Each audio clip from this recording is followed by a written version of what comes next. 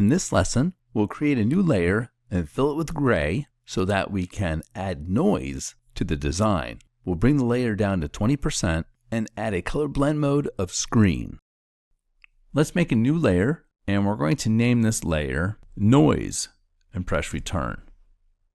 Go to Edit, Fill, and in the contents, let's go to gray and click OK. To create noise, we have to have a gray layer first, then go to Filter, Noise, Add Noise. It's up to you what the amount is that you want to add. You could put in a high noise or a low noise. I'm going to go around 70%. And then click on monochromatic because I want it to be black and white. And then click OK. Let's bring the opacity down to 20%. And then click on the drop down for the color blend mode and click on overlay. That might be a little too much. I could bring the opacity down even more than that. It's like about 10%.